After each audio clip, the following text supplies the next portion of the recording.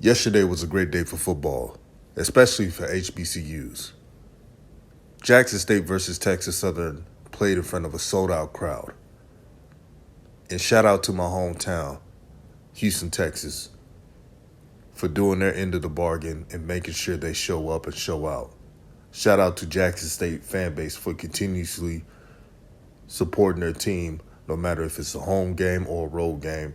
They're full force supporting. This is what sports is all about. And last night was a very entertaining game. Despite the score, I saw some key things. And also, it's good to see Sy'Veon Wilkerson get the touches he needs to get the yards. And I'll chime in.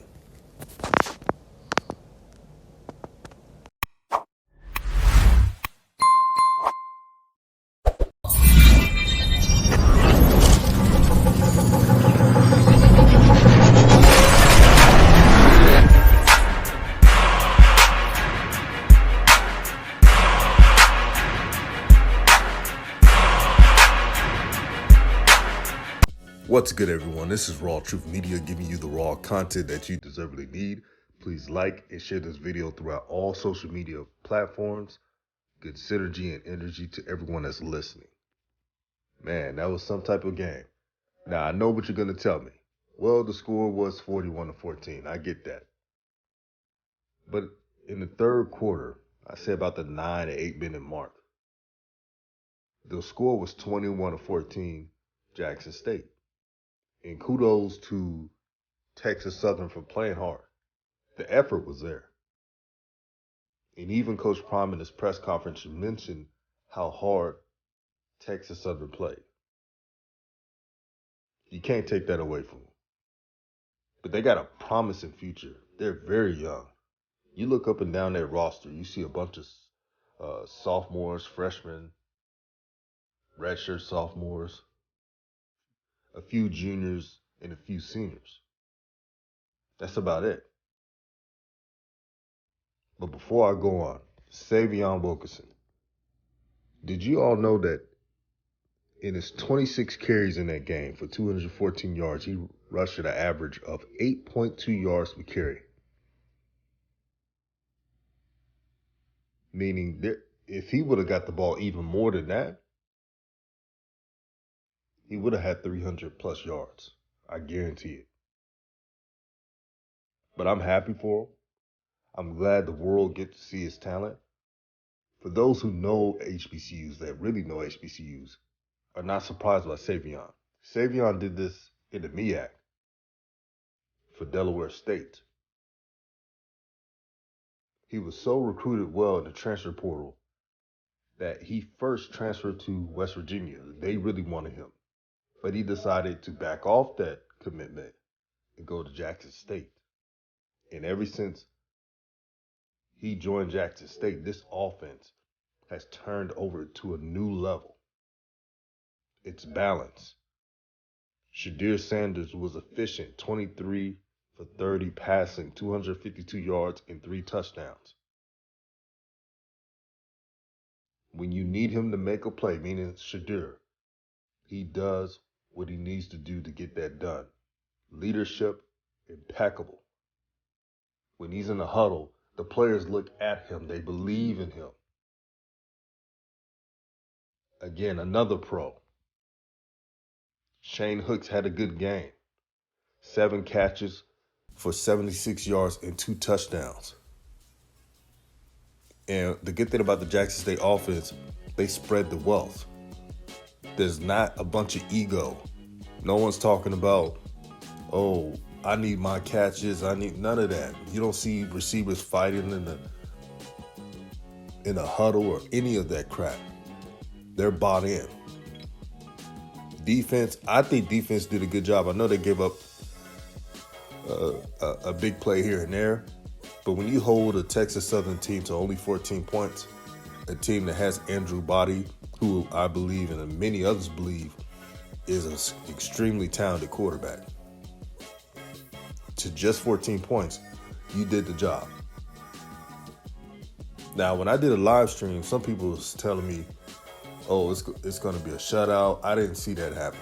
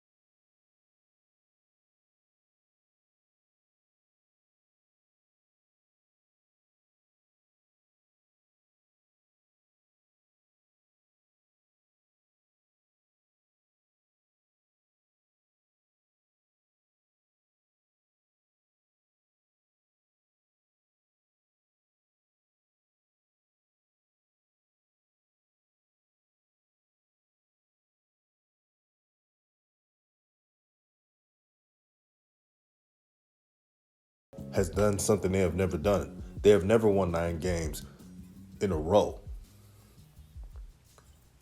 They have never done this. This is a historic Jackson State team. I know Shines don't want to admit that, but it's the truth.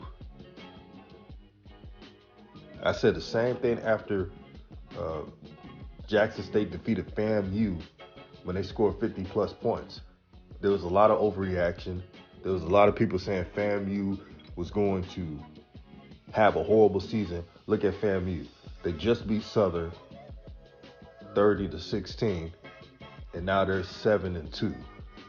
Like I told you guys, don't overreact just because Jackson State has talent. This is what they're supposed to do. Now you ask yourself, how can you compete with a Jackson State team so talented? What you got to do is limit your mistakes. Also, you got to worry about growing your team out the right way. Don't do what Alabama A&M did, get a bunch of transfer players, no high school recruits, and just think that you're going to compete with JSU. And you found out this year that didn't work. You got to build your team from the ground up. Yeah, Jackson State has impact transfers, but they also have impact freshmen who came out of high school. Travis Hunter, Kevin Coleman. The list goes on.